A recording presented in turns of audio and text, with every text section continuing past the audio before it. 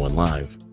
Going live. Going live. We're going live. Hello, you beautiful nerds. Welcome to the Drunk Banthas podcast, where we talk about sci-fi, fantasy, horror, and all the popular art that we love. And also, we do it drunk. I'm joined as always by my co-host and brother Bill. How you doing? I'm doing great, man. How are y'all doing out there in the world? Yes. Please let us know how you're doing in the world on the live chat. We are going live now for the Drunk Banthas podcast, as you can tell, and we are joined by a special guest coming all the way from the 9 Nerd Yards channel. It is Brad Wolf. What's going on? Not much. Glad to be here with some of my favorite podcasters in the game. That's right. Right. Yeah, you know, we're your favorite podcaster's favorite podcaster. And Jeff sure happens fucking to are. be a podcaster from your favorite podcaster's favorite podcaster's favorite podcaster. That's like 16 walls. That's like 16 walls, man. We have Wade.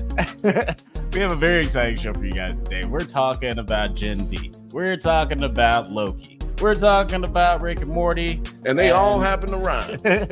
And of course, as always, we're talking shit. But let's go ahead and get started. Let's shit. Oh, fuck. There's something in front of you. There's something in front of you. I realize that. But let's go ahead. Facial awareness. Let's just slide this down to you. Yeah, let's get started with Gen V. It is episode 7. Sick.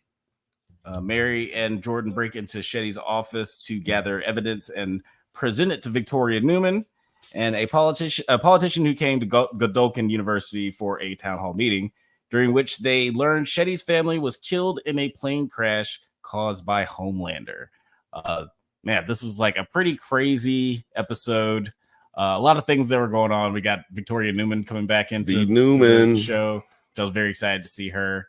What are the initial thoughts you guys had about Sick? Jeff, I'll let you go first. I mean, same thought I have for pretty much every episode. I'm enjoying the hell out of this show. I think they're writing a story. I think they're writing the story well. I think they're pulling it off well, and I think they're doing a really good job of setting it up in the boys' universe, but to a younger audience set in the college. Like, everything about this show I think is good. I think it's just another great episode. Another great episode indeed. I agree. This show and the showrunner can do no wrong in my mind. Even when they're bad episodes, I wouldn't know it because I love all of them. So hopefully I don't ever notice those. Yeah, but for me, it's all dope. It's always dope. Yeah. And but you know what I noticed? I always have trouble remembering all the episodes, like what happened right after, because it's so much that gets crammed into one little 45 minutes or an hour, however long it is. It's so much that gets crammed into that one little time frame. But I always have to go back and watch it. And also I get drunk and then like pass out and then wake up. And then I wake up and then I go back and I go back and I'm like, okay, I'm gonna start from right here. Yeah, I was right here. And then I roll a blunt and I smoke that, and then I'm drinking and then I pass out like close to the end. And then I have to go back and go back. Sometimes I miss something, but then it turns out that I didn't miss anything. When I go back and watch it, I'm like, no, I saw this. I saw all this. Yeah, you caught it like through osmosis in your sleep. Right. I really like this episode too, and it's funny with all the stuff that's coming out about Marvel and how they make TV shows like not very well because they poorly. They just don't know how to. They're not doing what people do when they make TV shows. No, they are not. And it's funny, like I think it was a year and a half ago, the showrunner for this show, Eric Kripke, came out and was like, yeah, all these TV shows, they're making them like they're movies, and that's not how it's supposed to be. TV shows are TV shows. And it's just like, you hear that? You hear that, guys? Profound shit right here at the Drunk Banthas Nerds at Night. Thank y'all for whoever's watching at Nerds at Night, and thank you for whoever's watching at Drunk Banthas. Welcome. He just said some profound shit. Quoted the Dalai Lama himself. Yeah, the Dalai Lama TV himself, show. known as Eric Kripke. TV show is a TV show. Now, for those out there who don't know that, that means TV show is a TV show. Yeah, they got lucky with WandaVision, and with Loki, they got somebody like, they got some Rick and Morty writers, so they also know how to write a TV show. But yeah, the boys, Gen V, they just like these creators continue to just astonish me. How well astonishment. Is that what you speak of, sir? Astonishment. Yes. Yeah, astonishment. Quite. And did you hear Kripke's newest quote about? Did you hear his newest quote about the boys' universe after Gen V got approved for season 2? No, I don't live close enough to hear him. Evidently, Kripke, nice. Evidently, Kripke was predicting that the boys will go 5 seasons. But after the popularity of Gen V and it getting renewed for season 2, he retracted that, saying like, I don't know how long it'll go because it's just the whole universe is so popular. And his famous quote is, I might be the worst person on earth at predicting just how long a TV show will go. Yeah. Famously the showrunner for Supernatural, which that show it went on for 172 years, I think. Yeah, 173. It went on because it was supposed to go 172 because of the pandemic. Yeah, it was supposed to be 172, but then it got canceled. But then it came back. Yeah, I think it got picked up by Adult Swim. It came. I don't know. We'll talk about super fucking natural. Fuck that. We're not talking about Supernatural. We can spend all night talking about Supernatural. Yeah, because it lasted for 25 years. So yes, of course. Yeah, 25 years, the first season. Yeah. Yeah. No lie, the first season is 92 episodes long. People like to talk about how much Futurama got canceled or how many times Family Guy got canceled. Nigga, Supernatural got canceled like 17 times and came back every single time. So many times I thought came back until they was like, look, I'm not coming back to do this show. and they were like, okay, well, we out. Anyway, we're talking about Gen Z, or even Gen V. I mean, yeah, Gen V. Gen Z. We're talking about Gen Vers. We're talking Gen about Vers, Gen Zers, tomato. But yeah, we're talking because dude from Supernatural plays Soldier Boy. We saw him in the last episode. Oh yeah. And so this episode we don't get him, which is a shame. But we do get a person from the boys, a character from the boys. We get what's her name? The vice president. Newman. The vice president, she's the vice president now because she established she's vice president now by saying that your friend could even be the vice president. So who is she in Supernatural? No, not her. The president. No. I was just bringing Soldier Boy in. Oh, and then I segued. That was a segue. Well, how about this? She's vice president to the president from Supernatural. Yes, he is from He's Supernatural. Bobby. He's Bobby. Oh. He is Bobby. There's a lot of Supernatural going on. A lot of Supernatural stuff going on. A lot of Supernatural. And if this goes like the comic books, he gonna die in this too. About time. Bobby will die. God damn it. Damn it, Bobby. Yeah, things are definitely picking up. What did you guys think of Victoria Newman's inclusion in this episode? Like, because at first I thought it was kind of gonna be kind of benign, like, maybe she says something a little like cagey. It was like, well, don't lose your head. And then she leaves. But the show is better than that. They use their cameos a lot better. Whack shit like that. Jeff, how did you feel about Victoria Newman? I can't remember her real name. But the actress's name. The actress's name. But yeah, how did you feel about her performance here? It was good. I liked it. I liked how they had her. So the part that I thought was the best about it was we as the audience clearly know she has superpowers. And obviously later in the episode, Marie finds out as well. But those are the only people. I mean, there's a couple people within Vought or, on the boys' payroll that know. But the part that really got me is when she's just sitting there and she's talking to all the students and she's on like that panel or the panel of one or whatever. And the town hall. Thank you. And when the students start acting like, well, again, they act exactly like you'd expect college-age kids with superpowers to act. Yeah. So they start, throwing some power around and things like that. And, she's telling her handler, like, no, stay. But, like, if you look at her, she still looks a little worried, a little like, what's going to happen? She's like, this shit might pop off. Yeah. Exactly. I do not want to be in here with a bunch of, like, 20-year-old souped up kids who have a fucking temper. Like, I'm going to get the fuck out of here. Yeah. But the thing is, she's more powerful than all of them. So it wouldn't have mattered. If she needed to fight her way out of there, she would have been fucking fine. You know what? I'm glad you said that. Do you think that she's more powerful than everybody is? Because she's got a pretty rad power. Yes, because she's extremely afraid of Homelander. Well, yeah, wouldn't you be?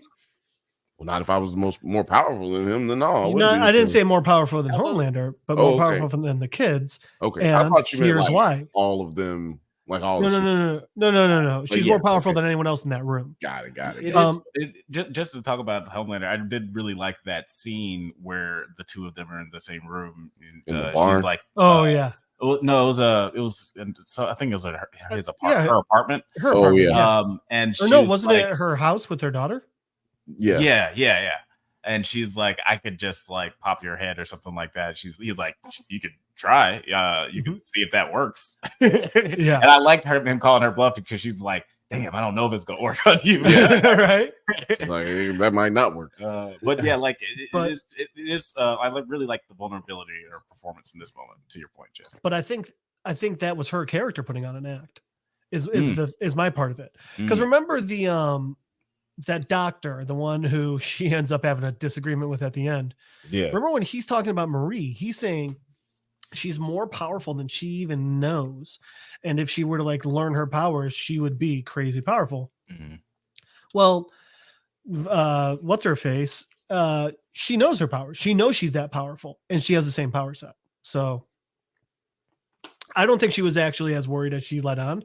And I think she was doing it to conceal her powers more. Alex, I was just gonna say how you feel about her. How you feel about her performance? I thought she was great in this episode. I found her name, by the way, Claudia Dumit. Hats off to you. Fine as hell.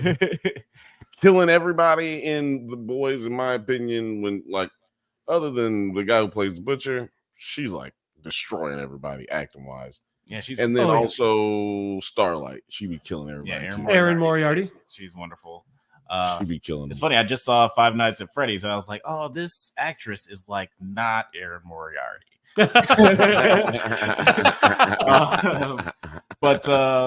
Yeah, like I really liked her performance in this, and I like the fact that there was like the way that they're revealing Marie's powers, because they did have the moment where she makes the dude's dick explode. Boom. And then there was something in the back of my head that was like, that's kind of like, I guess she could just make anybody explode. Or I guess that's kind of like Newman's power. But they just kind of like went in one ear and out the other. Definitely. I didn't think that at all. I definitely thought about it. But, I've been kind of thinking about it the whole time. I hadn't really said nothing because I don't like to be wrong on this show. But I do love being right. And I kind of felt like that might be it. Like when Alex was talking about the dick explosion, I was, my first situation where I thought about it was when she kills her parents. So it was two things. I knew immediately that she had like started her period. And of course. That had to do with her power somehow because I saw the little poster for it. I saw the billboard for it. And she's like got blood coming out of her hands in the billboard. Okay. So I was like, so that's how she gets her power. And Bill's sitting there like, oh God, she has her period in her hands. Yeah, that's exactly what I was thinking. I was like, good God, that is disgusting.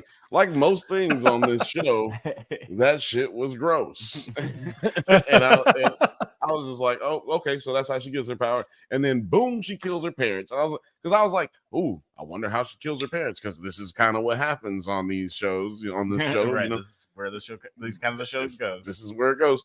Boom, she kills her parents like as soon as I think about it. And then I was thinking, I wonder if that's similar to what's her name? Why can't I remember her name? Victoria Newman. Yeah, because the names, the dudes, I keep wanting to call her Victor because that's the dude's name in the comic book is Victor Newman. And then I know her name ain't Victor.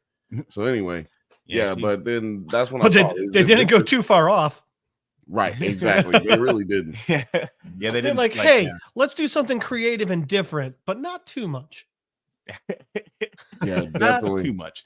Like we'll get more into her later because she has some plans. She's got some schemes going on. But later on in the episode, after Marie and Jordan break into Shetty's office, a drunken Cardosa enters Shetty's office and rambles about his virus, unaware that Marie and Jordan are hid underneath Shetty's desk. Such a great trope in TV shows. It's like you can just hide. I mean, I think it's completely unbelievable, but it happens all the time where people just hide under a desk. This situation was believable. I do think the situation was believable because you don't deal with anything where he's walking around, like he doesn't walk around the desk. That's what the trope is usually. And then what's the thing called? The modesty panel, I think it's called. Right. Yeah. I mean, so she had one of the, and also dude was drunk. He was drunk. Wasted. He was, man, he peed in the damn liquor bottle. That's a whole new thing. And she never it's not. That's you never peed into nobody's. You never peed in nobody's, like you never peed in somebody's mouthwash or like peed in a liquor bottle or peed in somebody's Coca-Cola bottle. I need to live a little bit more. When you drink all of someone's, I haven't done that either. The whole thing is when you drink all of someone's liquor and you fill it up with water, and when they know that's what you're doing, so they then fill it up with pee. That is amazing. What's the show? I mean, gross. Oh, that's gross. That was, but yeah, that was a nice little way for Marie and Jordan to find out about the virus. So now they're extra worried about what's going on in the extra. The League. It's from the League. Oh, is that from the League? What's from the League? The water in the bottle and then the pee to switch it out. Oh, the League. Jeff fucking Goldblum. Yeah, Jeff Goldblum. When he cameoed down there. Oh man, I definitely did not see that episode. I need to watch more League. Shout out to the Duplass's. Great show. Yeah, shout outs to them. Michael and Cate. This might be the second week in a row I've brought that show up to. And I probably gave him a shout out that time. You did. I don't remember. Maybe if we do it enough, Paul Shearer will invite us on his podcast. Then later Shetty asked Colonel Grace Mallory for help in spreading the virus globally to kill all What up, Gracie? That was another good cameo. Yeah, that's right. Yeah, it was crazy seeing her. I was like, oh shit. And seeing her just kind of like a normal person, you know? Yeah. Not in hiding or like dressed up, just like out and about in normal clothes. It's like, yes, she was just like going to get some cigarettes, a bottle of tequila, and some condoms. Yeah, exactly. Like, that's how she was dressed. Yeah. Sounds like she was going to have a good weekend. Yeah, right. You know, I'm obviously busy. Could you make this fast? She looked like she was dressed for a good Butcher's waiting weekend. Butcher's waiting. He promised me a rim job today. Diabolical. And I don't drive a car, so he's also a butcher in the sack. He be butchering this. But Mallory refuses and secretly orders someone to observe Shetty. And I'm sure that's going to come up. Who do you guys think it was? I think it's Victoria Newman because she said she was working with Victoria Newman in the last season of The Boys, and because she said she had someone funneling her money from Congress to fund The Boys, and then we end up seeing that. What's dude's name? Butcher? No, the other little dude, the little corny ass nigga. Cordosa? Dewey. Dewey. He ends up going to work with Victoria Newman. Yeah, but then he has a pretty severe falling out with her. Yeah, but I'm not. He didn't. But he doesn't work there. But that doesn't mean she doesn't still supply them with the money. So that's the thing. What I'm saying. I think that she gave the info to Dewey, not to Victoria. I don't think she would give it to Butcher. Dewey and Louie. Yeah, it's Huey. It's Huey. Yeah, Huey.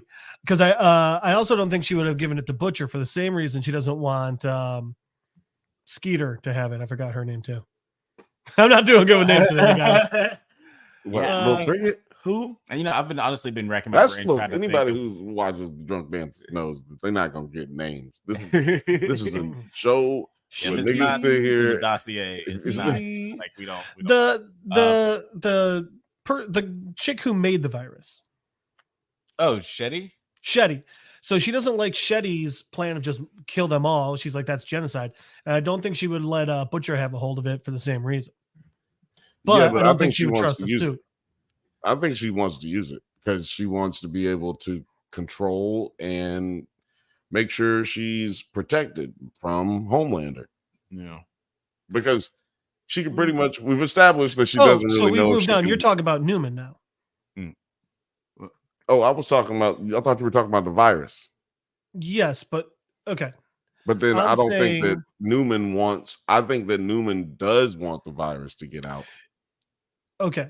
And Shetty didn't want the virus to get out because she wanted to keep it for herself so that she could kill all humans. I was talking about Mallory. I think Mallory gave it to Huey because Newman's a soup. Don't trust him. Shetty wants to obviously kill them all. She thinks it's genocide. And I think if she gave it to Butcher, he would go same route as Shetty. Yeah, it's a nice, interesting. Like there's a lot of different people it could be. A lot of layers. Guys, put in the comments who you think is on the other side of that phone. And thanks for y'all being here. Put some in the comments so that we know you're here. You know what I'm saying? Because we actually can't see you if you're not making noise. Yeah. No, is it Huey? Is it Don Cheadle? Who's on the other Huey, side? Dewey, or Louie? I do want to. We got 5 of you watching right now, so I don't like to jump around all the time. But since we were talking about Shetty, I have a question. Do you believe that Shetty's alive, or do you think that was Cate putting a mind game on everybody and putting them in a room where they think something's happening that's not happening? Or do you think that, Shetty's dead? Shetty's dead. Yeah, that's a good question to pause it because it did seem like the tone in the room did a hard switch as soon as they got there. Yeah, like she's not crying in Shetty's arms. Yeah, they were like having a good moment. It was like, let's talk about love, love, and then all of a sudden she's like, this bitch is trying to fucking kill her. I was like, whoa. Yeah, it turned real quick. I was real worried they were going to just fall into such an obvious route for the plot to go, which was them just like walking in and all of a sudden Kate's like betraying them. So I'm glad they didn't go that route, but I do agree with you guys that I don't know. Something else is going on there. It's too convenient. And frankly, let's be honest, they don't give us happy endings like that. Not in this universe. So my original thought was it was like some sort of shapeshifter or something. But Bill, I think your thought makes a lot more sense. It was just like an extra big push from Cate. Yeah, which would explain her eyes blown out too. Yes. So this is my thing. Yeah, I think her eyes being bloodshot was the giveaway because we talked about it last week. When she pushes too many people is when she gets that bloodshot eye. Yeah. Not when she just pushed one single person. Yeah. And because a bunch of them walked in, she had to push everybody at one time. And I don't think her powers are limited anymore to just touching people. No. I think it is. Well, I'm going to tell you why I don't think it is. It's because I'm assuming. Well, first of all, she didn't have to touch. She couldn't have just touched everybody at one time when they walked in. But I think it's been restricted to only touch because the medicine we found out has been suppressing her powers to the point where she doesn't hear the voices. We didn't even know she hears voices and hears people's thoughts. So what if her powers have, she's expanded her powers so much. She's on a level like Jean Grey where she just hits you with it. You don't have, you have no way to really Yeah, exactly. And we are in a university. Yeah, full of mutants. And I've been getting honestly hard X-Men vibes this whole show. I was like, this is what the X-Men should be, but they'll never ever make a show like this. I think they could. I mean, we'll see with the new movies and all. Yeah, we'll see. But what do you think of that theory, Jeff? Well, so what do you think there? It would make sense if that's the case. I did not think it was the case because, so first off, I obviously had an issue with Shetty just doing everything Cate says without Cate touching her. I figured like maybe they're going to try and be like, Cate touched her and said, you have to do everything I say from now on. Maybe something like that. Right. But I mean, even that's just kind of like a bit, then why doesn't she do that with everyone ever, you know? Right. But Bill, to your point, what I think happened is I don't think she just like, they walked in her room and she was just like, mind fuck. I think like she slowly made her way around the room and just like kind of like subtly like maybe grazing a hand with someone. And her power was activated, but she didn't tell them to do anything yet. So it was kind of like the suggestions there. And once she had them all, then she did it. And so I think like what I think happened is I think everyone got there. There were like 15 minutes of them trying to be like, oh, we figured you out. While she's kind of moving around, getting them all under her umbrella. Right. And then once she's got all of them, she planted a fake memory of those 15 minutes. Right. Oh, yeah. Yeah. Which would also explain why like the mistake of telling Shetty to do it and she cuts her throat without, you know, touching her and stuff like that. Yeah, which was an incredible scene. Like the main actress, I guess you would say, the actress who plays Marie, I can't remember her name, but she did such a great job. Jazz Sinclair. Oh, such a wonderful. Give her all the Oscars just for that. Yeah. Name. That's an incredible name. But yeah, she's just been killing it this whole season with just that moment where she like has to relive watching this, you know, figure that she idolizes die. It was really, really tragic. And you could really feel her pleading with Cate. She's like, please don't let me go through this again. And Cate immediately knows what she's talking about. She's like, no, I hate that you have to go through this again. I get what I'm doing to you, but I don't care. I don't care. So she can hear thoughts. So she can hear thoughts. Do you think she could see the memory? Oh, damn. Yeah. I think it's God level mutant Jean Grey type shit. I think we're now we got Phoenix Force Cate. Exactly. I think we are witnessing an introduction to the most powerful character going forward in the boys universe. Oh, I would love to see her try and push Homelander and she just like her eyes just explode or she goes blind or some shit. Or what? No, I like I said, I don't think she needs to touch you anymore. So no, I meant like she's trying and he's just right. so strong. No, I understand. Right. No, I was just saying I don't think that she needs to touch him anymore. So I think she's probably not gonna have as big of an issue with those side effects, because the side effects could have been from the drugs more so than it was. So kind of like her body trying to do something while this drug's actively trying to stop it. Right, yeah. It's compressing it. So that's why her blood vessels, because Homelander was saying her blood vessels blow in her eyes because they're popping in her head, like she's killing herself. Yeah. But obviously all of these guys have some kind of healing factor. Soups, compound V guys talked about that briefly in the first season with the boys. Now I'm just kind of hard to gauge what everybody's power level is. You know who doesn't? Stormfront. Yeah, she got beat. Bitch is dead. And it is interesting. Like while we're talking about, she killed herself. Mm-hmm. Oh, yeah, that's right. Yeah. So because she got blown up. I mean, laser eyed, and she still lived. Yeah, she's pretty much zombie, but basically. she couldn't heal from it though. No. I mean, like they have some kind of healing factor, in some kind of way, because we would be dead. You laser me in half, we just gonna die. I might live long enough to give one of them Vietnam movie speeches at the end, like. Come on, man. Tell my sister that I said don't steal my money. If you think of it, like just to exist, the majority of them have to, like even just A-Train, to be able to run that fast, he has to have godlike healing or his body would just tear apart. Right. That's what I'm saying. So I'm just saying, like, they kind of established this, but I feel like in this episode, I mean, not in this episode, but in this series, we're kind of getting a lot more of that. Yeah. And speaking of black superheroes, before we talk about the ending of this episode, we got to talk about. He said A-Train. I did. That's what I said. We got to talk about that polarity scene for just a little bit. Where there's so few black superheroes, I didn't even realize when he said it. He went by so fast. He was thinking of the comics when he's a super white guy. Yeah, the fastest man on the show couldn't have been a white guy. It had to be a black guy. Message. I think he's white in the comic book. What did you guys think? What did you guys think of this crazy scene? Because it kind of felt like the scene in Logan where Charles Xavier is having the seizures and everything just gets fucked. And I'm still not sure exactly what Polarity's powers are. Or he can mend metal. He's Magneto.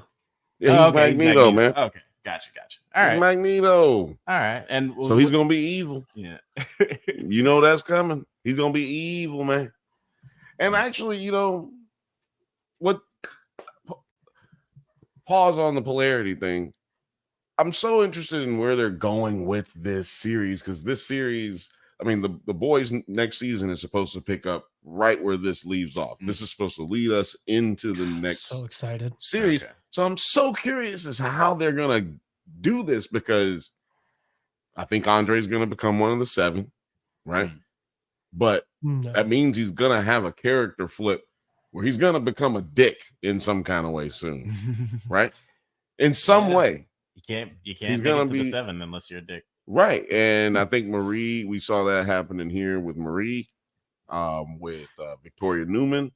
I got it that time, guys. See, got it. If you stick around long enough, you'll see me. You'll see me actually nail some of these names. But yeah, Victoria Newman kind of tells us. Oh, love you. Victoria Newman kind of tells Marie, like, yo, you better get with the fucking program, bitch. Yo ass need to you gotta play the game. Yeah, you get on the plane or get flown over. Because look, let me tell you something. You want to be the first black woman in the 7. I was like, oh, she's trying to turn her out. You know what I'm saying? She was talking like a pimp. And I really liked how she was kind of coaching her, like she's showing her that her powers have way more implications than just making swords and stuff out of blood. Which also, by the way, turns out Newman's power isn't just like head explodey. Yeah, it's full on, which somehow makes her power more brutal, because instead of just like, hey, I can explode heads, she just decided to tear all the blood out of the dude's skull through bone, muscle, and skin. Yeah, she could have sucked his blood out of his body. Yeah. And that might have actually, you know what? That probably she could have blood knife to the throat. And you could tell that this is like some trial and error, because maybe she did go through like a blood knife phase in college, and then she graduated. She's like, you know what? This is the most efficient way to kill someone. Just pull all their insides also, out. If I keep putting my blood on all the crime scenes, I'm gonna get caught eventually. right? Yeah, it's like use their blood, not mine. She was killing people in the 90s. The other thing that goes to show us Marie. The DNA came out with like after that first episode of CSI, I had to change my name. After that OJ case, I was like, man, I better get me some, I better get me some different techniques. But it also goes to show us Marie. The entire time we've seen Marie, I've just been like, why does she keep cutting herself? There's got to be other ways to use blood where she doesn't have to, even if just like you take something, like you hit, like, all right, a nosebleed, some of it comes out of my nose. Right. Like you don't have to like, yeah. It's like, why does Emma cut, like, why does she vomit, like force herself to throw up? Why can't she just take a shit? Why does she have to throw up? Can you imagine how big that shit would be? Yeah, Man. She'd be sitting above the stall at the end. Yeah, when she's big, trying to get small, that'd be wild. It would be wild. She would have like an elephant-sized pile of doo-doo. She just wears a diaper to save ruin time. the plumbing. At the same time, what you gonna do with the diaper? Actually, when she shrinks down. No, what you gonna do with the diaper after you have filled up? I'll tell you what you do. Elephant size, larger than an elephant. I'll tell you what you do. You go, you eat some more food, you get big again. Right there, you got a maul. Hit him with it. Well, I'm gonna tell you what's gonna happen. You're gonna get smaller. You're gonna smell that fucking fresh pile of doo-doo, and then you're gonna throw up and get even smaller.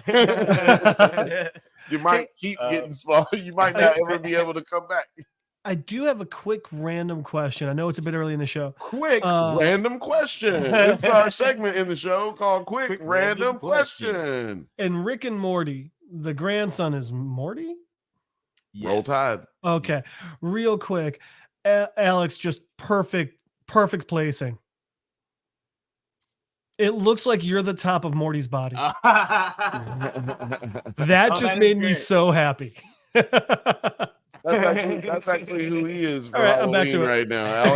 Alex is Morty for Halloween. There you go. I am on the Hawkins High School basketball team.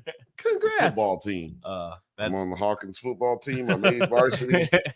It finally happened, y'all. I made varsity. Yeah, it's 80s, baby. It's 80s. Yeah. We out here, we're doing it. You know what I'm saying? Hold on, since we're laughing at stuff. Let's take a shit. I mean, exactly, right? Like, come on, man, let's do. Thanks for coming through, Crime Roomba. Yeah, man.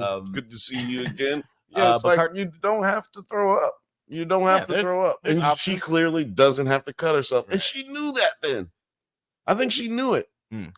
Because she all Victoria Newman said to Marie was, tell me something about myself. And then Marie immediately looked into her body and was like, oh shit, bitch, your ass got compound freeze. Well, so I think after Marie saves the person, she knows she can use other people's blood too. Right. She took that bitch's blood and put it back in her. But that was her first time doing that.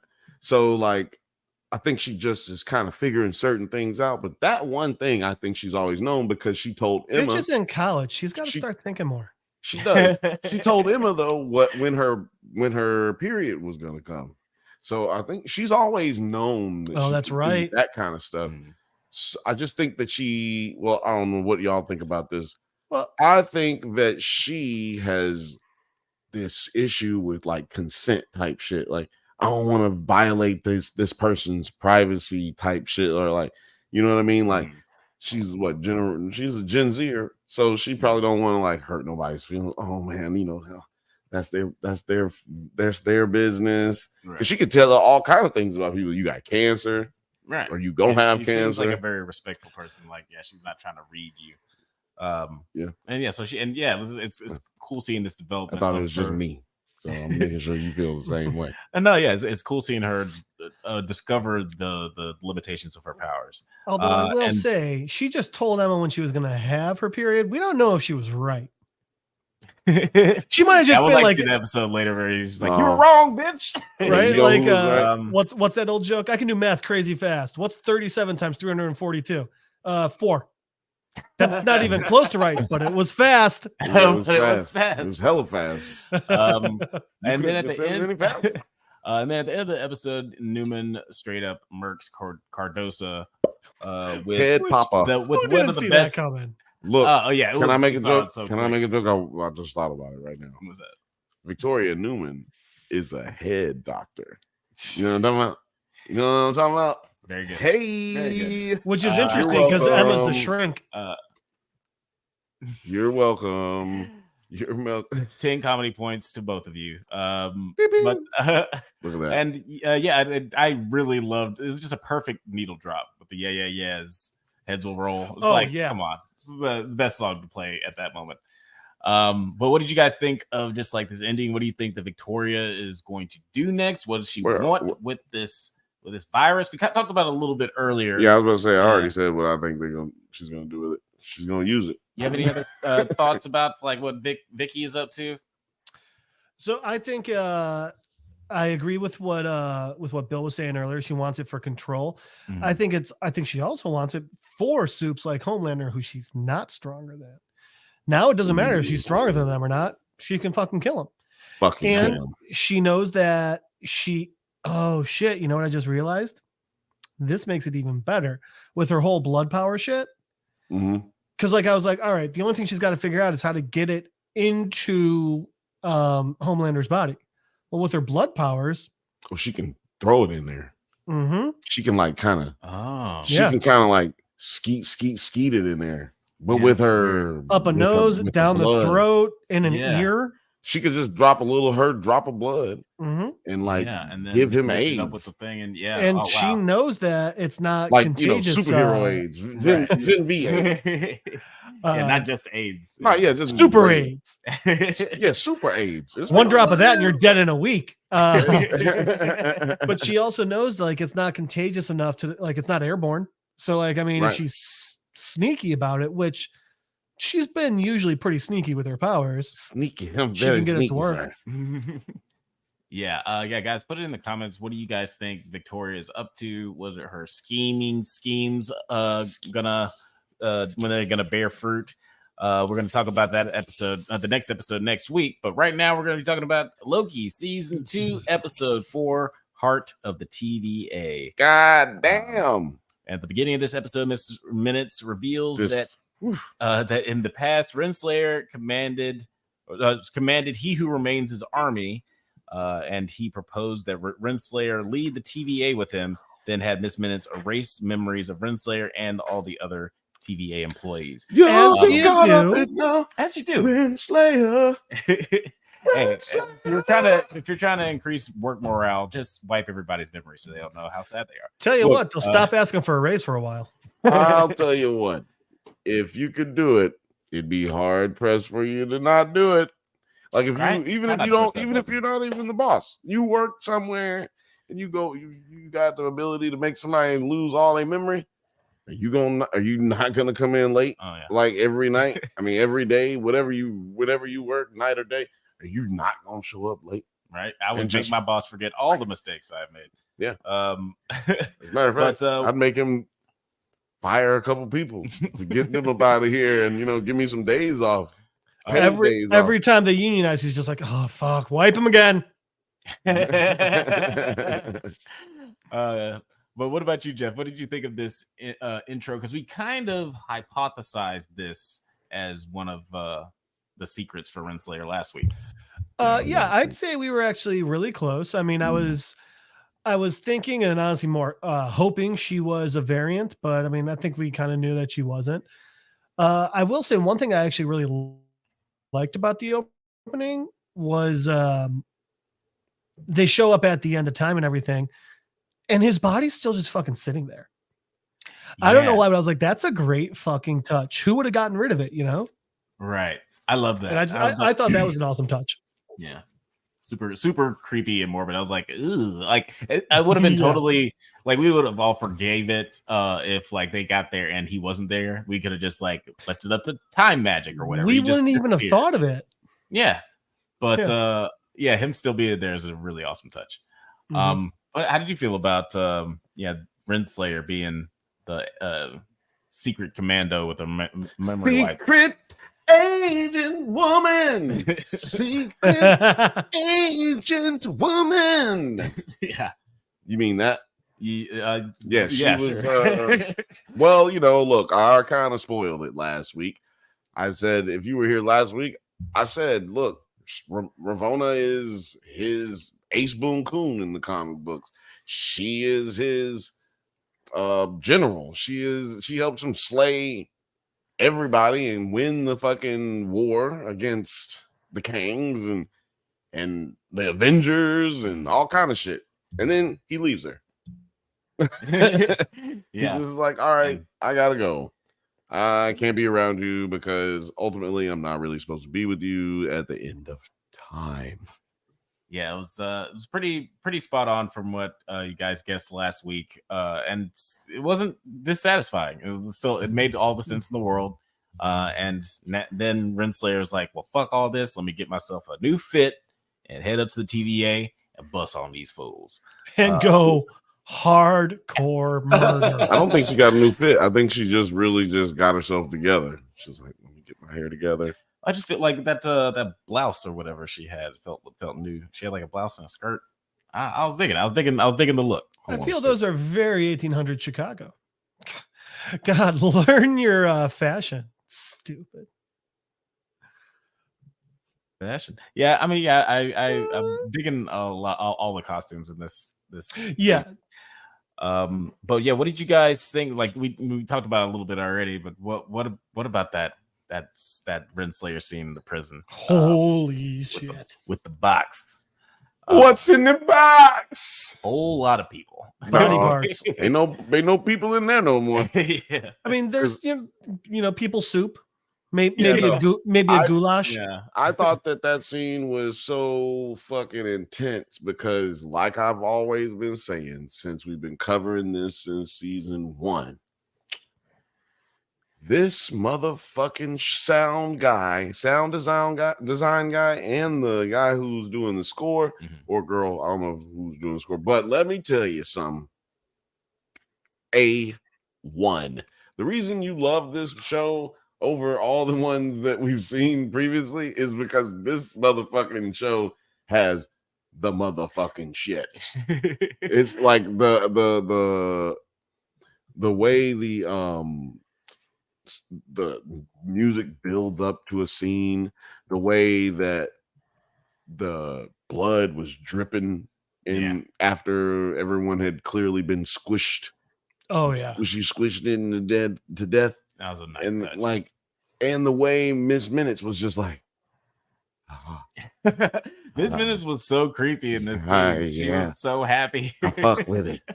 Ooh, look at her leg just busted. It just exploded. It's just crazy. I love it. Like not even indifferent or just like, yeah, this is what you deserve. She's just like filled with joy. Like this is the happiest I've ever seen her. Yeah. She dove into the machine and turned it on and came out like, man, that was some good sex. I mean, like, yeah, she did. Yeah, she came out like, ooh, I'm gonna get this. I'm gonna get this. By the way, Bill, get this.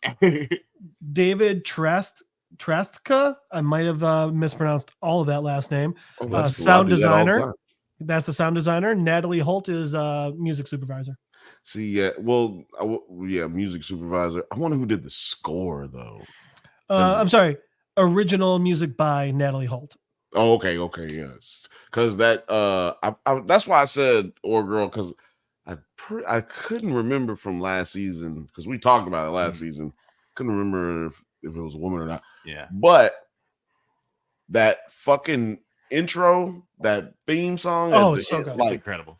Bum, bum, bum, bum, bum. I think hands down, it's the best theme song in the MCU, especially like the TV shows. What do y'all think, Jeff?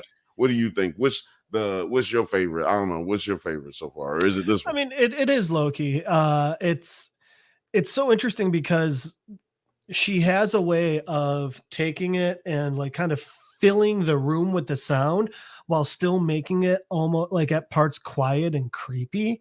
So it's usually like the creepier musics are softer and quieter, whereas hers is creepy but overwhelming. It's oppressive almost. It's just like it's time weighing down on you. Yeah, it just comes over you, it flows over you because, and even when she uses like very sweet moments, the Loki, the two Lokis. The Loki makeout sesh, gotcha. Yeah, the makeout music, like will they or won't they music. It's really with sweet. the violin, but like it builds into that. You know what I'm saying? Like it she knows how to really write for what's on the screen. Yeah. But as the kids say, she understood the assignment. Right, exactly. Yeah, she knows exactly what kind of show that she's writing for, and she's really great at establishing the tone for a lot of these scenes. And speaking of establishing the tone, we should interview her. Oh yeah, right. Please come on the show, Natalie. We love you, Natalie. We know you're watching. Just comment with your DM, your socials down below. We'll get in touch. With your Finsta. Yeah, hit us on your Finsta. Your Finsta X. But yeah, like sorry, I was just searching through Natalie Holt's He's just looking IMDb at dirty pictures. Accomplishments. He's just looking at dirty pictures on this. I mean, she is cute. She look well. He was not looking at her. He was looking at dirty pictures. But yeah, then it is revealed that the she did Obi-Wan Kenobi. Yeah. I thought that was interesting. I was like, oh yeah, I did remember liking the music for that show. If you liked if you liked that show, then that's the reason you liked it. Yeah, it's revealed that no, actually before that, as the temporal loom reaches a catastrophic failure, Loki and his allies attempt to use Timely and Aurora Boris's throughput multiplier to fix it. Say it right. Say it with some bass in your voice. Yourself. Say it with some bass in your voice. Say it with your chest. It's a made up word. Just gonna say that. Damn it! No, I was like, throughput is not made up. All words are motherfucker. It is. It is revealed that the source of Aurora Boris's knowledge is Timely himself, creating an ontological paradox. That sounds made up, but I know that I know both of those words are real. I loved that little moment between Timely and Obi. Like, what did you guys think of just the chemistry of the whole cast here, just with Tom Hiddleston and Kaylee Kwan, Jonathan Majors, everybody's doing great. What do you think? Shut up, Alex. Jeff, you sir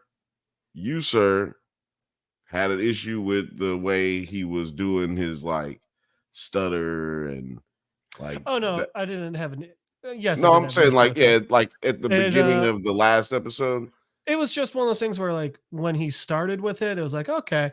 Then when he kept going with it, it was like, and then when he kept going with it, it was just like all right, so we're doing this. I guess we're doing this. But it worked in this one. That's what I was gonna say. Is I think that setup, like, just put you in it when, like, oh, this is just how this dude is. Yeah. You know what I mean? Like, and it set us up for the beautiful moment. In my opinion, it was a beautiful television.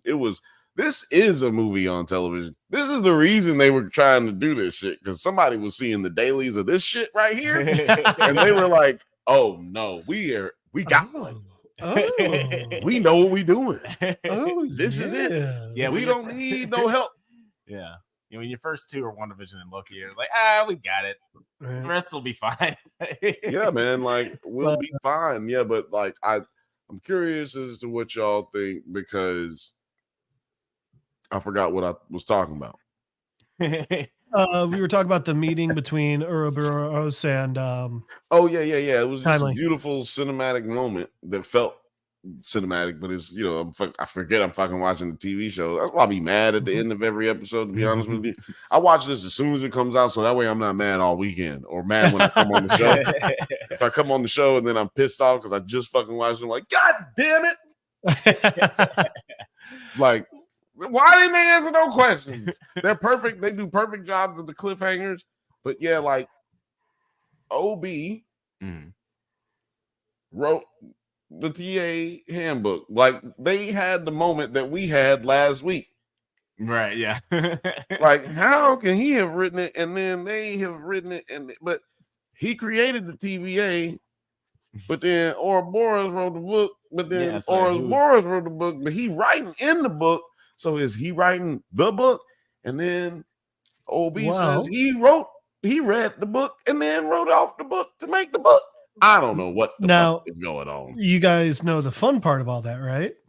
Timey-wimey, wibbly-wobbly stuff. So OB mentions it's like a snake eating its own tail. Yeah, Ouroboros. And yep, that's what that is. It's called an Ouroboros. Yeah, it was so many nerds that were like, I was so fucking happy at that scene. They said the thing. It was great. It was and it's from not Viking, Norse. It's from Norse mythology. Oh. Yeah, Norse mythology. Because it's a circle eating its own tail. And then, you know, Ouroboros says it like a snake eating his own tail. What's the snake from Yardenberg or something? I think he's one of Loki's kids. He's also an Ouroboros. Oh, and little known fact, the world snake. Little known fact, yeah, you're right. Human centipede is actually Greek mythology, so that's that's actually real shit. Those tell you what, human centipede looked like it was more German mythology. Look it up. Hey-o. Look it up. Yeah, don't give it to the Greeks. My name is Greek. Renslayer and Miss Minutes attempt to take over the TVA, approaching the detained wolf, doxing her loyalists. Hold on, I'm sorry, I don't mean to cut you off, but I want to stop you before you get to what you're talking about right there, because we have to mention one thing. Hot chocolate? Cocoa. Yes. Cocoa. Because machine? Yeah, when that as beautiful as the scene between him and Ouroboros was, the scene between Victor Timely and Mobius with the cocoa, that shit, that was great, had me fucking dying laughing. I want to know what y'all think, real quick. Do y'all think that was improv, or like maybe not in like maybe cut out, but like, or do you think rather that was something that was kind of throwaway, that they were like, no, we need to put this in the show, or do you think it was written like that? I think that this is one of those great moments where it was written and they performed it so well that it just felt very natural and improv-y. Like, there's a lot of times where I don't mean that it was improv-y. I'm just saying, like, do you feel like it was really meant to go in the show, like it was written, and then, or do you feel like they were like, yo, that actually really was dope, but we don't know if it's going to actually make it in, and then it just kind of made it in because it filled some space, it made it funny, because you could take that scene out, really, like, and he just go get some cocoa, right?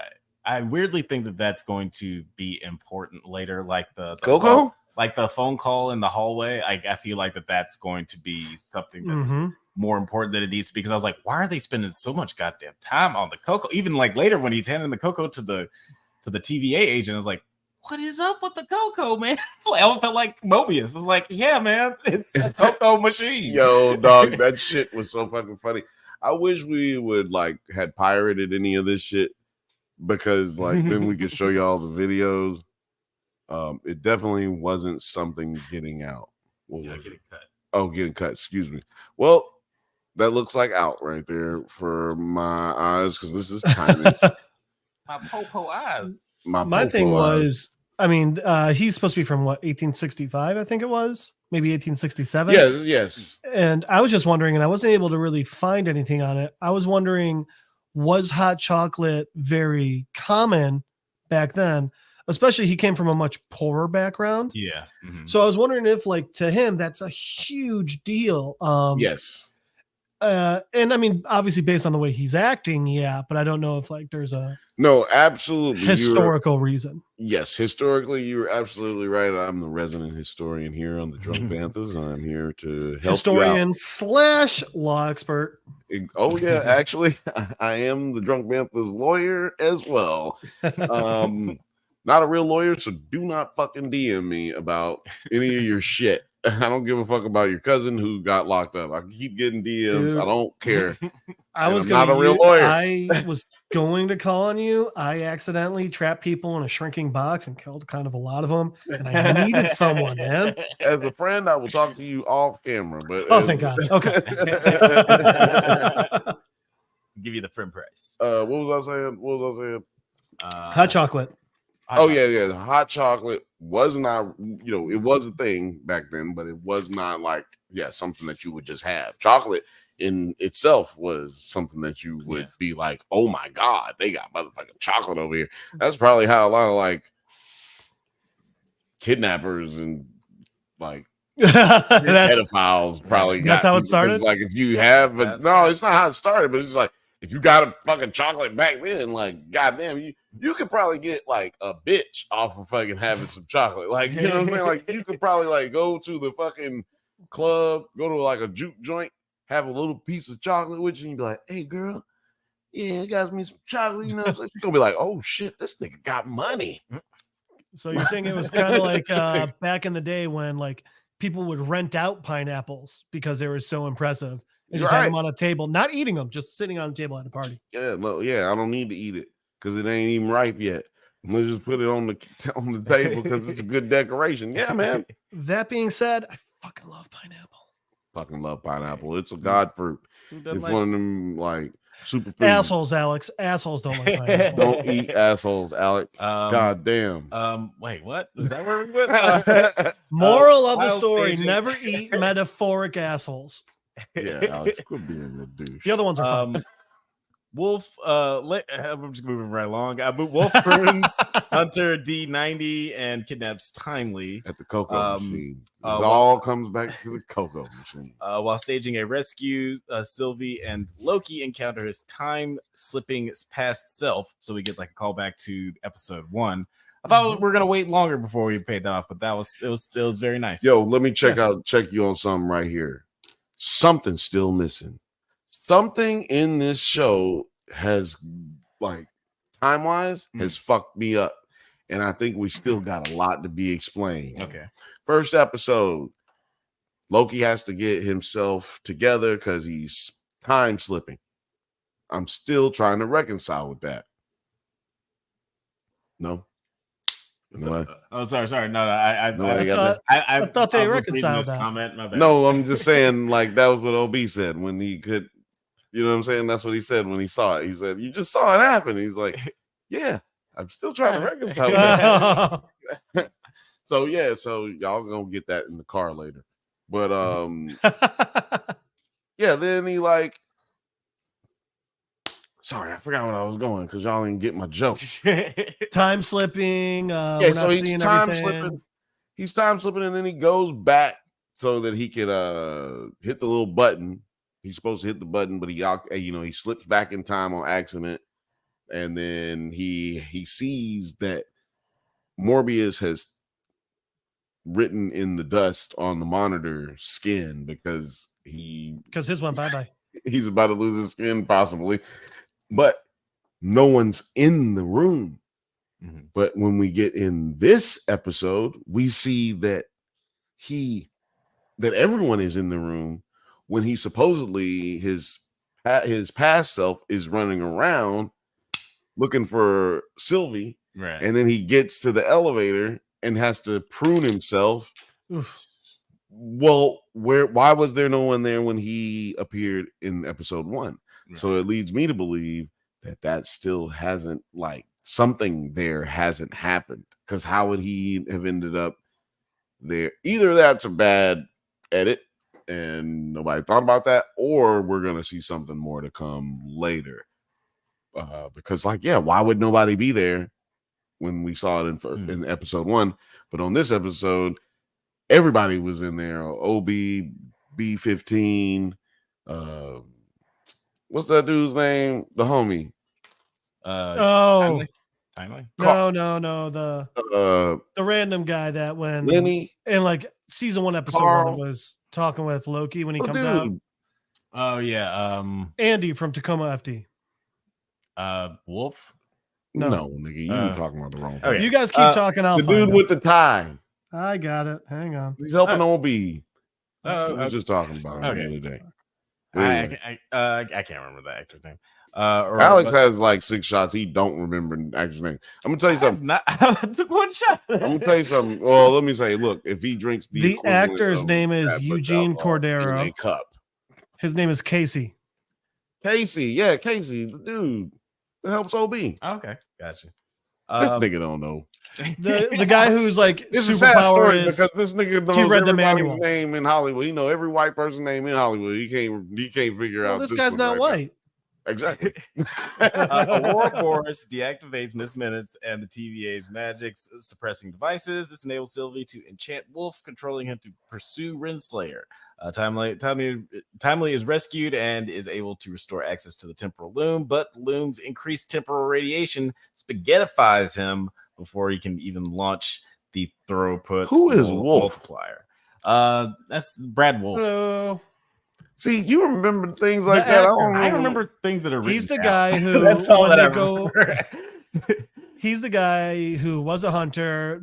Here's yeah, Brad. I don't know why he called him Wolf. Because that's his last name. And that's I'm just saying. I'm just saying. I don't know why he said Wolf because it's Brad. Like, I know him as Brad because they've been calling him Brad the whole time. When they grab his head and like they enchant him, don't they say Wolf? I don't know. I've just known him as Brad the whole time. Look, on the base when I play baseball, everybody used to call each other by their last names. Except me.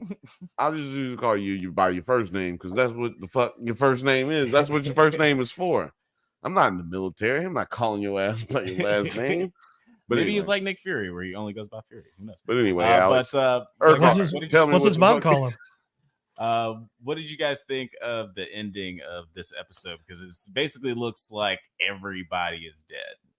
Yay! Jeff, do you think everybody's dead? Well, I mean, clearly they're not. But yeah, we got 2 more episodes at least.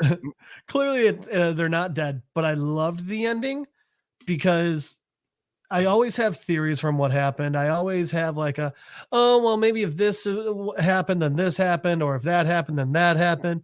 I have no fucking clue where they go from here, and I love that.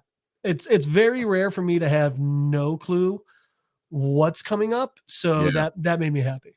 I feel the same way, but not in the sense that I don't know where they're going. Like, I mean, you probably feel the same way. Like, I have a lot of ideas of where they're going, but I don't also feel, yeah, but I feel like maybe like shit, however many you could think of, it's probably like a combination of them all. Who knows? But I agree with you. You don't want to guess because what I'm saying is, or what I'm thinking is, it's just going to be something that none of us have predicted yet. None of us have thought about yet, in my opinion.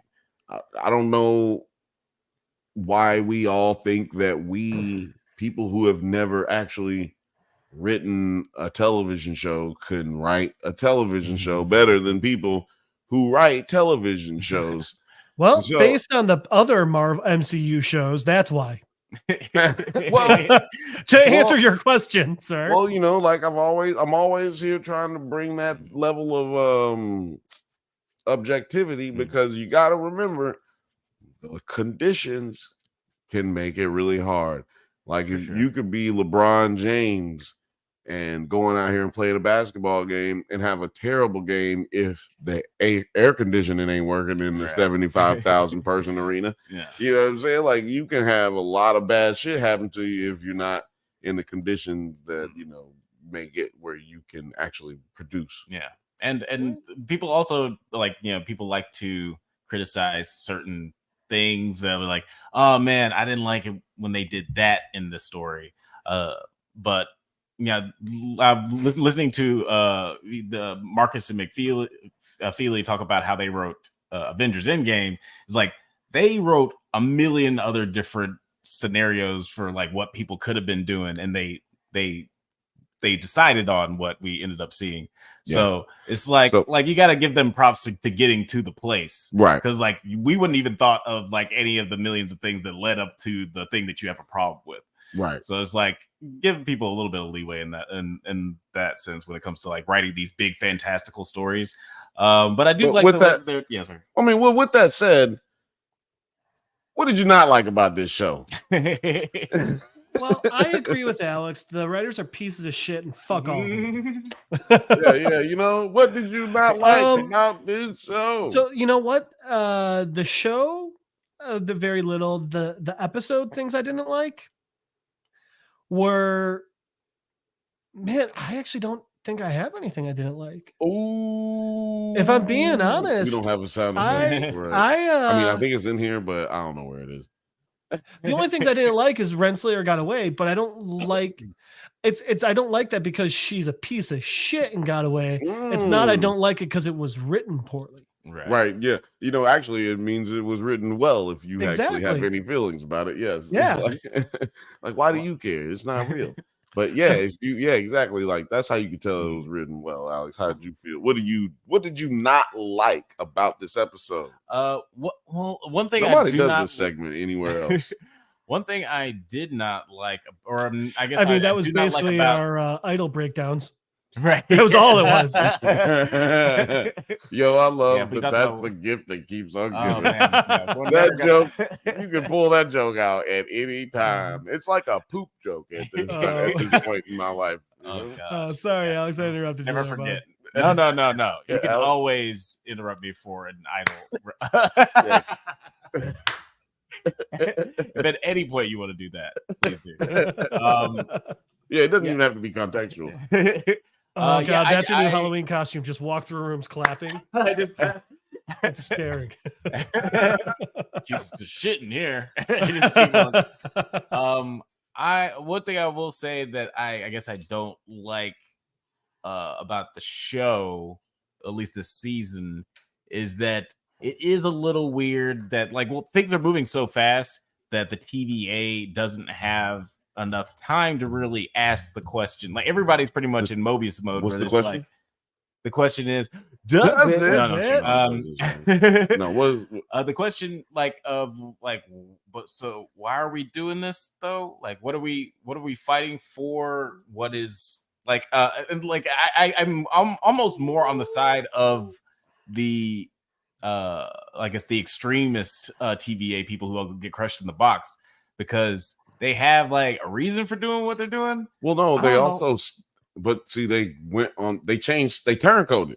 Because if they went on their morals that they had before they got put into the cell, they would have gone with Renslayer. Yeah, exactly. They would have went with Renslayer, but B-15 got to them with the code of morality and justice and preservation of the TVA. Because clearly Ravonna wants to get rid of the TVA, like destroy it, start over. Because she just realized, yo, I was like the second most powerful person in the goddamn universe. Why can't we go back to that? Like in her mind, she deserves it. She's earned it, Exactly. Yeah, exactly. Like, and this dude don't deserve it. Look at his dumb ass fucking wiping my memory, bitch ass nigga. That's how she's looking at it right now. And Miss Minutes, you'll never be him. Exactly. No, Yeah. Let me tell y'all something. Which right I guess now. she was right. He's human spaghetti now. Yeah. Maybe she can see the future. Maybe she can see the future. Man, they took all those people in the box and made them some grizzly goulash, and they made him just some human spaghetti. Just making everyone into food. He's like Mr. Fantastic and Doctor Strange. Yeah, y'all gotta know, Such a man. great Just scene. listen to me right now, people.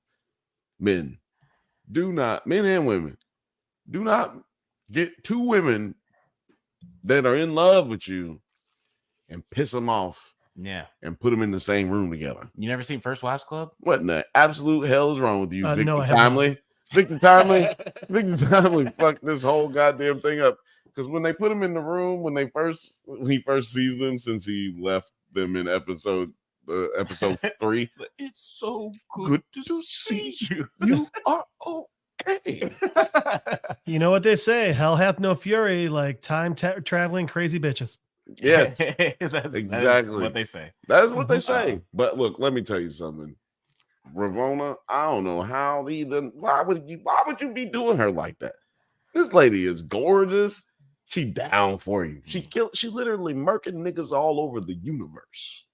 Yeah, like, he does seem remorseful about it when he does it, like as if maybe he's done all this before, like an infinite number of times, and it's like, yeah, it didn't work out that last 600 times. She got crazy. We are. I'm glad her.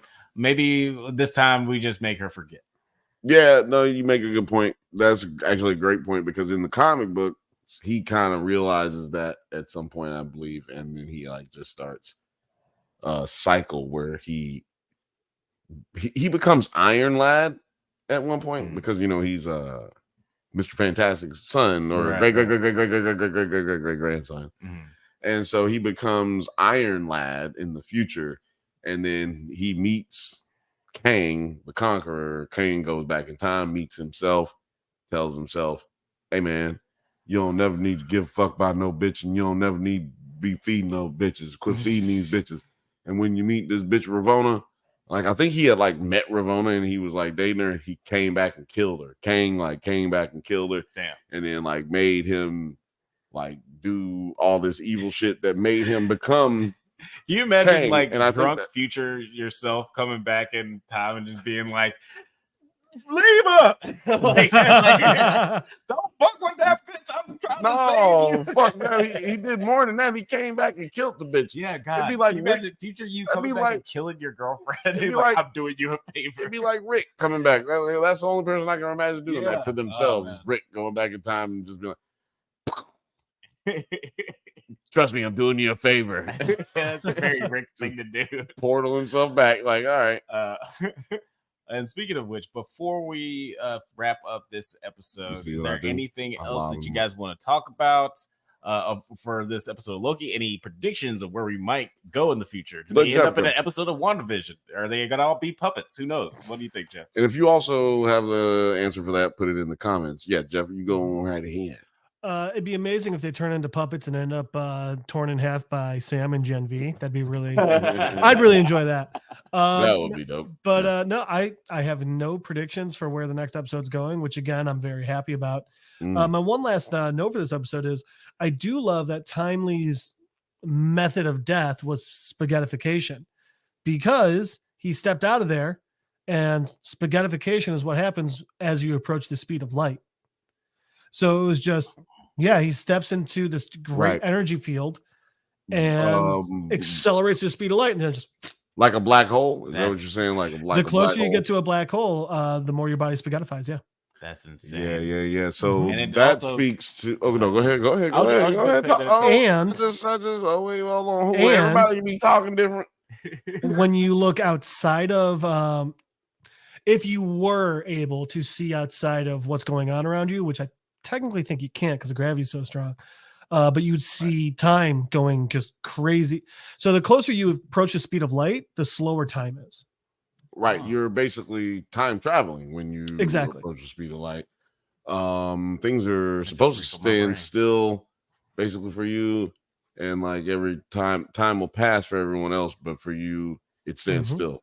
So let's just say you were moving the speed of light around the earth, just around the earth, in like orbit, and then when you stop, let's say you did it for like 6 days. Okay. When you stopped, it might be like, I don't know the math, but let's say it's like 60 days later or 60 years later, like, but you'd be the same age.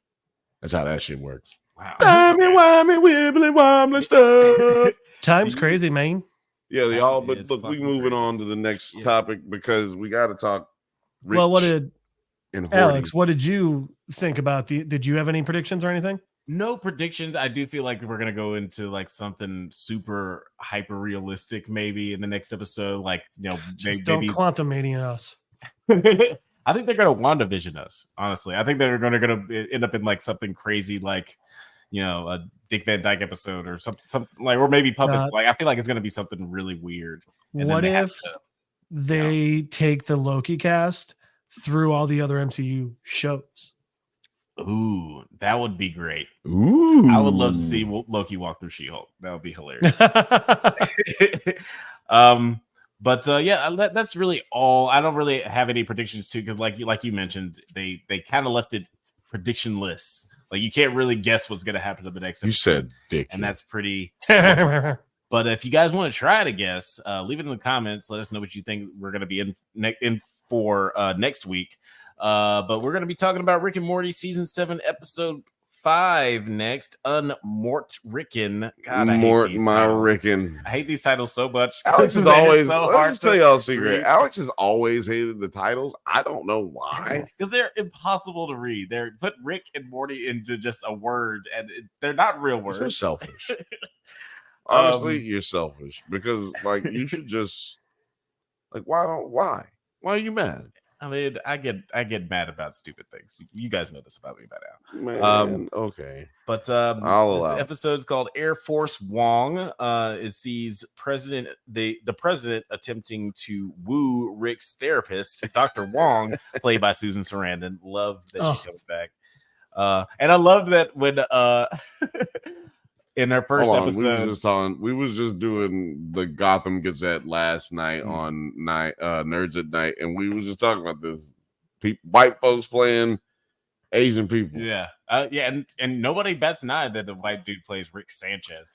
But well, I mean, is Rick? I know I have a friend, Fina Sanchez. Shout out to Fina, producer, actor, voiceover actress.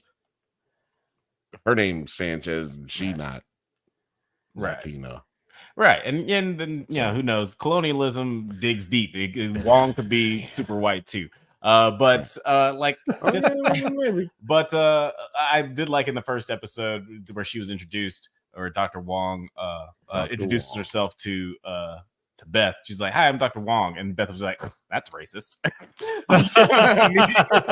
Yeah. See, but that's how you take it and you make it funny again. Right. Like, we clearly have a white woman playing an Asian woman because Lucy Liu would not make herself available. So we had to get this. Oh, Lucy Liu would have been great. Yeah, I mean, of course they was. Look, how many? Name me the Asian lady that they would have done it with other than her. Maybe Ali Wong. Maybe that'd be Ali Wong would have been good. Maybe that'd be too on the nose. They wouldn't have got Ali Wong. She probably would have had PTSD from being a therapist. She probably she'd have been like, what the fuck? Like, I have to be my therapist? I don't want to be my therapist. Like, shit. She's also not the biggest fan of like going out of her comfort zone to the point where like San Francisco, that's where she's from, right? Mm-hmm. Yeah. Like, they offered her a comedy thing where it's like, hey, you can do this stadium, and she's like, instead let's just sell out this theater 12 times. Yeah, some people run away from fame, But damn, what's the old name? What's her name? Something Chow. Deborah No. She was on X-Men. She was on Nash Bridges. X-Men. Oh, damn. You're talking about X2, Lady Deathstrike. Lady Deathstrike, yeah. I met her. She's super nice. Damn, you can give her no her fucking name. clue. I don't know. I saw her at a Comic-Con. You don't real there. But that's who could have played her. That's all I was trying to think of. Yeah, she would have been great. She's got a great voice. She does some voice acting. And as has Ali Wong and Lucy Liu. Futurama and Big Mouth. Yeah. Couldn't get either one of them ladies, huh? Could you? Could you guys? Susan Sarandon. Shout out to you, Susan Sarandon. As the president recruits Rick to save Earth Kelly from his who? ex-girlfriend, Kelly who? Yes, wonderful actress. You know what? It took me 2 seconds to realize that you were telling us the answer to the question. Yeah, we almost got ourselves in a "Who's on first" joke. Yep. She was also the voice of Karai on the 2012 Teenage Mutant Ninja Turtles. That's right. Talk about it. She's pretty great. Yo, Alex, every episode that there's the president in this, it fucking goes crazy. Oh, yeah, absolutely. I love how we talked about this a little bit off pod. I love how fucking insane the president is. He's just so played by Goliath. Played by Keith David, the incomparable, legendary Keith David. Such a great voice. Mr. David, I will call you Goliath when I meet you in person. Just letting you know. That's what you are. You Goliath. Yeah. Some people just can't escape their best roles. I remember when my mom, she met LeVar Burton at an airport once. LeVar Burton, obviously, famously Geordi from Geordi LaForge from Star Trek. My mom said Geordi when she met him, and he was like, "I'm so glad that you said that. Everybody always calls me Kunta." Yes. I mean, that's his most popular role, regardless of the fame from Star Trek. Right. You could have had the most fucked up and funny response to him saying everyone calls me Kunta. Yeah, no, we weren't there. It was our mom. Shout out to mom. We're not gonna say her name because that would implicate her in all of the things that we're doing right here. LeVar Burton's gonna be coming for you. I'm still waiting for my LeVar Burton shirt to come in the mail. Actually, shout out to LeVar Burton. Come on to the show. Butterfly in the sky. Yeah, butterfly in the sky. I can fly twice as high. Come on, fly. We're gonna ask you. We'll ask you an hour of reading Rainbow, an hour of Star Trek, and maybe 2 questions on Kunta. We don't care about that. We care about the nerdy shit. Let's go. Yeah. That's why we're at it. Dan Harmon, come on to the show. Oh, please. We're both. I bet you if Dan Harmon came on the show, he would get wasted and talk for 4 hours. Probably. We have something. We have something in common. We both attended but did not graduate from Glendale Community College, so we have that in common. This guy was the editor for the paper one year at Glendale Community College and did not graduate from Glendale Community College. As a matter of fact, everybody in the chat, not many of you, but you, everyone who is there, please go and on Twitter Dan Harmon and tell him Drunk Banthas need you on the show. We need you on the show. We need you on the show, Dan. Peer pressure is the best pressure. We got so many things to talk about. I mean, I think it's kind of obvious that it was Harmon's take that Troy was obsessed with LeVar Burton. Yeah. Yeah. Man. It's such a great episode. Such a great series of episodes, man.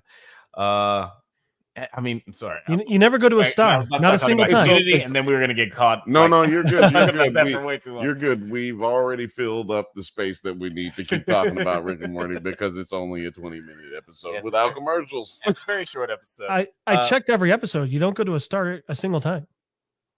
Not once. Never. Not once. I did like this episode because it does bring back Rick's ex-girlfriend Unity. The hive mind who's come to Virginia and has taken over the population. For people who are hanging out, because clearly there's a lot of people who just dropped off because they don't watch Rick and Morty. Clearly, it's like, all right, this is not my shoe. For those who may not know anything about Rick and Morty, like Jeff. See, we're here like catching Jeff up. That's really what's going on. We catching Jeff up on what's going on. Every week we try to convince Jeff to watch Rick and Morty. That's what we do. President, hey, find out next week. Will Jeff have watched Rick and Morty? Find out next week on the Drunk Banthas podcast. You never know. Next week, he might have seen it, and maybe next week after that.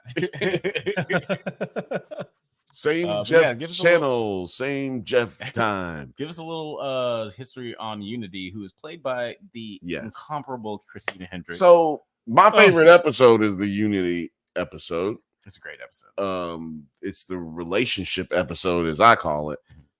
They have like maybe 4 or 5 relationship episodes in this show. I mean, like over the 7 seasons now. Unity can take over. She's a hive mind biological organism that has the ability to take over multiple planets at a time due to the ability to throw up into someone's mouth and then take over their body. Yeah, it's pretty rad. Pretty rad. I mean, gross. # girl boss. Girl boss. That's right. She goes and takes over all species, all types of species, and she's all over the planet. Her goal is to basically like similar to the Borg, is to just like assimilate all of the universe. Yeah. And actually, in the episode that she was introduced, we meet a Borg-like species that has that steals her from Rick, who is dating Unity at the time, played by Patton Oswalt. Yes, is playing like he is the Borg, ultimate Herb in the beginning of the episode. Remy himself. He's just like Remy. Speaking of best roles, but yeah, like he's coming in as like a complete Herb, just like, is this I didn't know you had company, but it's like 80 of them all saying it at the same time. It's so that great. Sounds like a prompt for Who's Line. Yeah. It really does. Well, I mean, I swear some of these things are a prompt for Who's Line. I don't even think. I think there's so many things not written down before they record this. But Unity breaks up with Rick for Patton Oswalt, and Rick goes back home at the end of the episode and almost kills himself in one of the best sound exits for this show was that episode. And I think all of the ones with the best endings with the needle drops, those are some of my favorites. Yeah. Just because they're the more emotional episodes. And how do you get in them? If you can invoke emotion in a fucking ridiculous ass television show like this, you are A1 writer in the entertainment business. Like you, and I'm not, when I say you, I know it's a lot of you. So that's what I'm saying. When I say you, I'm saying you people without saying you people, because cool. I know They're you all only have one mind. black person. You only got one black person in the room. So I know that just because that's just statistically you only got one black person in it. Sorry, I looked up and I saw the president making out with this zombie, and I just forgot that happened in this episode. It did happen. But so now Unity comes back. Rick is going to see his therapist, Dr. Wong. Yeah. And the president hits him up, Keith David. He decides to create a diversion or create a disaster so that he can get Rick to come help him so that he can then try to fuck his psychiatrist. Yeah. Therapist. It's so weird. His obsession with Rick is so insane. But I love it. I love their relationship with each other. And it always gets super, super weird anytime that the president comes in. It's a beautiful thing. It's a beautiful thing. And I did like, and I'm curious of what you think, because I was reading, like, while I was doing research for this episode, by research, I mean just like copy and pasting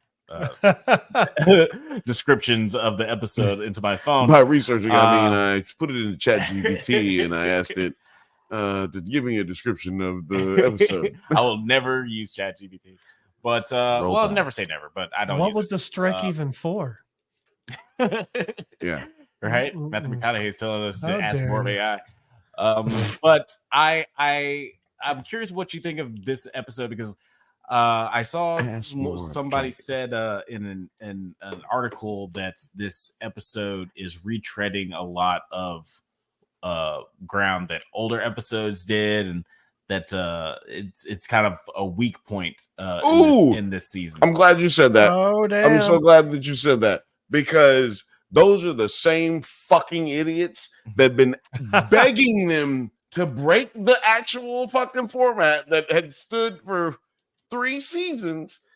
They're the ones, you dumb bastard. You're the one who fucking said, hey, I want you to make up what happened to Unity. What happened to Mr. Poopy Butthole? What happened to the guy who killed Rick's parents? I mean, his family. Where was Rick when he left? When he left his family behind? What happened to Beth? What happened to you, motherfucker? You're the reason that now you're tired of them rehashing other episodes. You stupid bastard. That's why you're the reason Mom and Dad got divorced. Exactly. It's your fault. You're the reason Justin Roiland fucking lost his goddamn mind, because he got tired of fucking writing episodes that he didn't know how to do, because he never intended to do any of this shit. It's you. You are the problem, because god damn it, they said they didn't want to do this shit from the beginning of the creation of this show. They never wanted to be doing what they're doing right now, which is revisiting shit and tying loose ends. Mm-hmm. They never wanted to be dealing with this shit, which is also why I think that they do it in the way that they do. Rick has to figure out who killed which one of the many Ricks in the universe. Well, so we'll say Rick variants for those who may have not seen it. Yeah, we did just talk about Loki, so that's a good. Right, yeah, like all of the Rick variants that are out there. Which one of the variants killed my wife and kid? Right. Which one? Now he's out here looking for him. To me, that's them saying, I don't know. And then now him getting closer and closer and closer. It's like, this is dangerous. In this episode, Unity points out to him like she's worried about him, because you're out here trying to find the guy who killed your wife and kid. I think that's a life imitating art. Like, man, you're getting close to figuring this out. is this gonna fucking kill the show? You're right. Is this gonna make people like get to the point where are we gonna jump the shark when we find out where this Rick was and what this Rick is and why this Rick does? Are you gonna marry Bones? Because like I always like Bones, like Jimmy Bones. No, not check out our episode of Bones.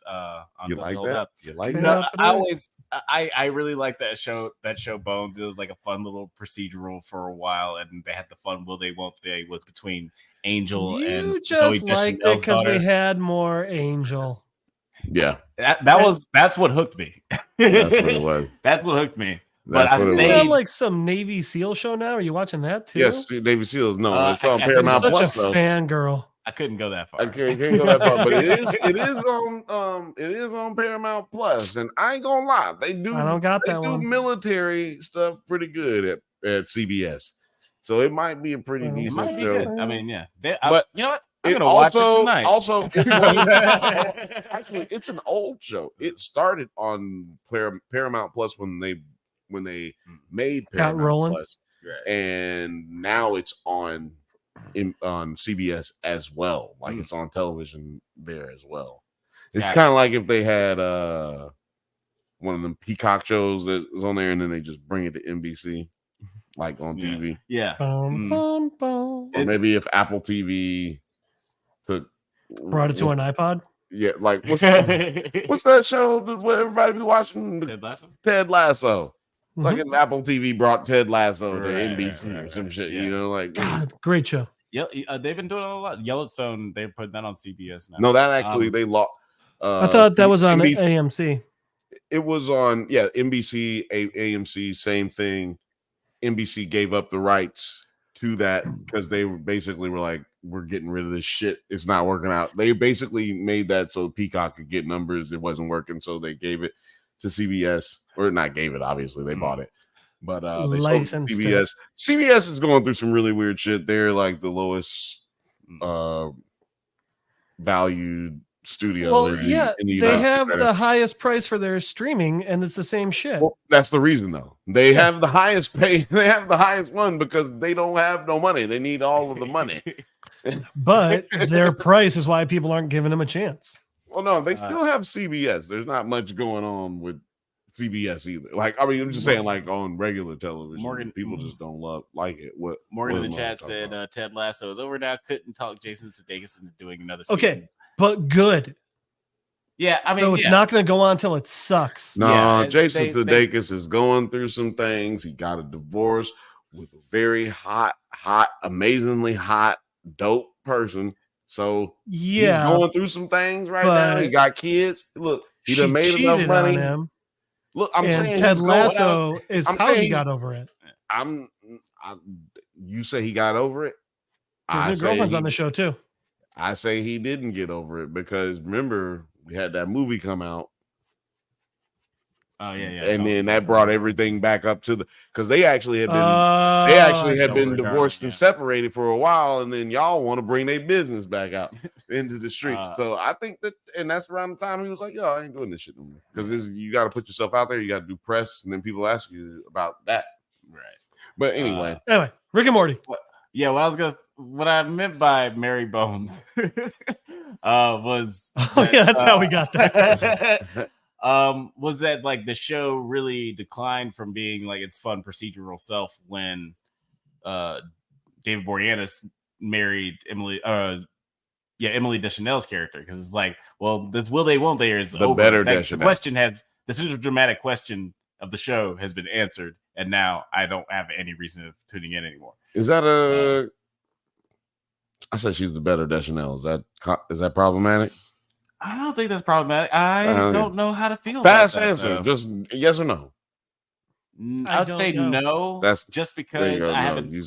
Two no's, one yes. I haven't seen her act in enough stuff to have an opinion. That's the thing. Okay. I've seen she's great as Bones. Look, she was great as. First of all, you could see her in one thing and know she's better than Zoe. I haven't seen her in Bones. That's all you got to know. I like Zoe Deschanel. Have you ever seen Zoe Deschanel? Yeah. Have you ever seen Emily? Yeah. Yeah. Well, then, goddamn, which one was better in that? Again, Aren't they the same person? Y'all can't be goddamn objective. I just want to know, man. Give me the goddamn shit. I said Zoe because okay. To answer your question, Hannah Simone. Cece from New Girl. The reason I feel like y'all's answer, reason I feel like y'all's answer was bullshit because you just basically said, "I like them both." No, like, I mean that's allowed. We spent enough time on the Deschanels, two people who were not on the show. We talked about so many things. I said quickly, but you gave me a political we answer. don't do shit quickly. You gave me such a political answer. I was trying to nail you down with an answer. Like, give me a real answer. All right, so moving on. But yeah. Did you like the way that this episode ended? Because ends on a similar note as the last episode with Unity. Not really, but not the same. I mean, yes, I mean similar because they don't end up together. I guess to me it ended up completely different. The ending, I guess, like the way that they put Rick by himself could be considered the same. Just visually, ending. the him. But no, I think this ending showed you a lot of growth with Rick. Mm-hmm. He didn't tell her to go fuck herself and suck his dick and kiss my ass and all this shit. He went home. He didn't try to kill himself like he did the last time. That's a good start. He just got a beer and went to drinking and then went to one of his nemesis' house and then like hung out with him so he could get over his breakup. But first, he listened to the voicemails that he had. He did listen to the voicemails, and we talked about those voicemails because I was like, "Yo, she just showed up, man. Wow, that's weird, dog. Right?" It is. So if your girlfriend, we can ask Jeff this. You know what I'm saying? Like, if you broke up with your girlfriend, or no, rather, your girlfriend broke up with you, she just left you before another dude. Okay. She calls you back 4 times. Do you answer? How long? How long are the? No. How long since she left me? She called me back. Ooh, at least 1 season. Oh no, at least it's at least 3. It's at least 5 seasons. 5 or 6 seasons. That's season like, 1, right? No, it's season 2. It's not season 1. It's season probably 2. Like season 2. It's season 2. So yeah, at least 4 seasons. Did we have any sort of relationship before we dated? You had a relationship. Before. You had a crazy relationship. You had a hive mind relationship. You were fucking all of her hive minds.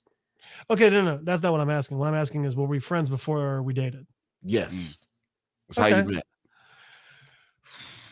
I would take the first call. And if she kept going, I'd be suspicious as hell. I would assume she just got, if I get like 4 calls in a row, I'm thinking it's one of 2 things. She's in trouble. She just got dumped and she's trying to use me to make herself feel better. Alex, same question. Would you answer the phone if you were in this scenario? Or would you just be like, I'll just wait till this bitch show up at my door and knocking on the door and acting crazy? Because that's basically what happens in this episode. We just wait for things to end violently. That's yeah.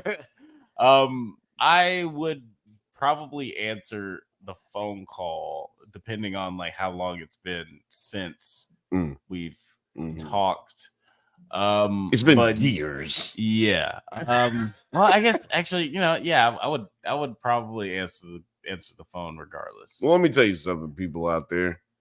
Don't do anything that they just said in that situation. Don't answer the fucking phone. Somebody broke up with you years ago and they just now calling you back because they heard that you might be in trouble and you might be going through some bad times. Fuck that.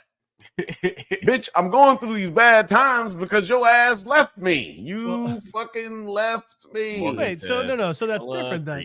So like, okay, creepy. So for example, I was going through a real fucking hard time a while back, and I reached out to an ex, not because we dated, but because we were friends for years, and she knew me so well, and I just needed someone who knew me and knew how I would think and feel about things.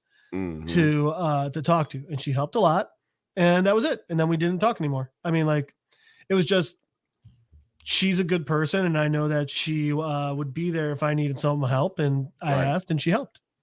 You know what? You're a fortunate person because a lot of dudes, like I've heard from prostitutes that's what a lot of their clients do. They don't even have sex. Well, I mean, I did pay her a lot while we were dating. So you know what? The terms of our dating relationship did depend on whether or not I was paying. But no. Seriously though, like you gotta if you're in a situation, I'm saying that's a you're in a good situation when you got friends that you can reach out to like that. That's what I'm saying. I'll also say this: within like the 3 years after she dumped me, not a fucking chance. I was bitter. I was pissy. It was everything was her fault. Like no. So he was Rick. That's what I'm saying. He was Rick. You know what I'm saying? Like that's. Just to bring it back to what we was talking about, because we got to be talking about what we talking about, Alex. I love a cartoon that makes me think seriously about past relationships. Like that's what I like. I feel like there's all kind of sarcasm riddled through that statement. Just a dash. I'm gonna pull this comment up just for that. But I did definitely really like this episode. Like I liked the callbacks to Dr. Wong because I feel like she I think was it 2 episodes she was in where because she's been in 2 or 3. I love the episodes because there's all kinds of subtext in Rick and Morty. You can love this show for it being just a wacky show about like these gross things happening. But there's always this subtext of just like this weird depressive despair about just like the human condition that's underlaid through every episode. Yeah. And I think that's one of the reasons people like it so much.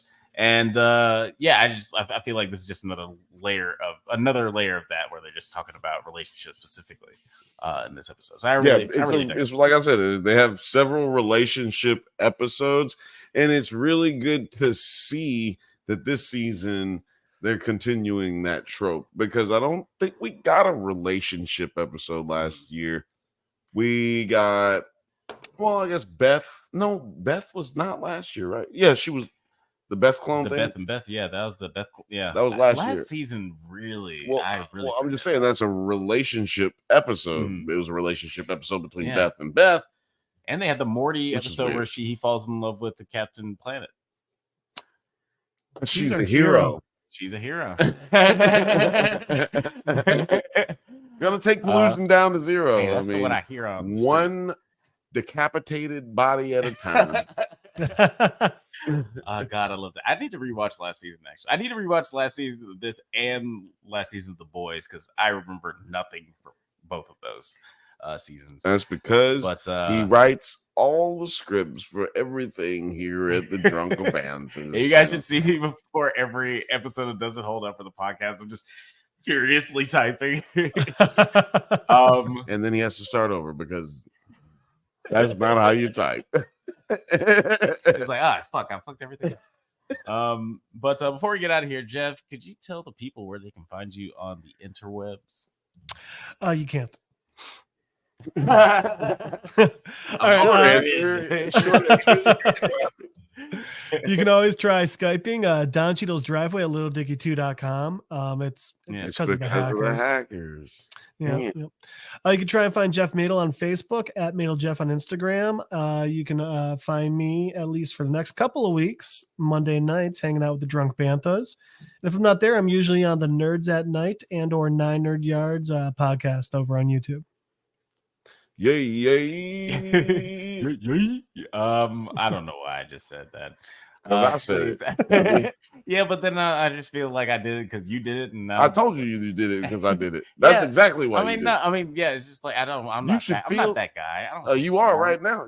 You should feel that way because you damn sure just did it. Don't be trying to steal my shit. God damn, I've been telling you, you can't do what I do. You got to do what you got to just be with me when I do it. That's what you got. You can't do what I do. You got to be with me when I do it.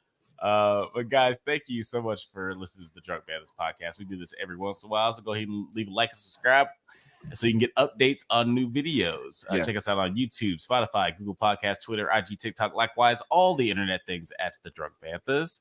Till next time, stay safe, my little hive minds, and may the force be with you. May the force be with you. Goodbye.